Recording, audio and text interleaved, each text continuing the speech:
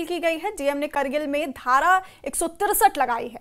जुलूस और रैलियों पर प्रतिबंध है, लाउडस्पीकरों के इस्तेमाल पर प्रतिबंध है, भड़काऊ बयानों पर प्रतिबंध है, गैर कानूनी सभाओं पर भी रोक लगाई गई है। तो करगिल में बंद की अपील की गई है और डीएम ने एहतियातन धारा 163 लागू कर दी है, जिसमें जुलूस, रैलियों, लाउडस्पीकरों के इस्तेमाल पर प्रतिबंध लगाया गया है, भड़काऊ बयानों पर प्रतिबंध लगाया गया है और गैर कानूनी सभाओं पर रोक लगाया गया है। तो आपको बता दें कि स्टेटहुड की मांग को लेकर जो हिंसा भड़की है उससे इलाके का माहौल खराब हो गया है। प्रदर्शनकारियों ने कल सड़कों पर उतरकर आगजनी की थी, तोड़फोड़ की थी, जिसके बाद प्रशासन ने कड़ा कदम उठाते हुए धारा 163 लागू किया था और आज करगिल बंद की अपील है। यहाँ पर डीएम ने करगिल में धारा 163 लगाई है। जुलूस, रैलियों पर प्रतिबंध है, लाउडस्पीकरों के इस्तेमाल पर प्रतिबंध है, भड़काऊ बयानों पर प्रतिबंध है और गैर कानूनी सभाओं पर रोक लगाई गई है।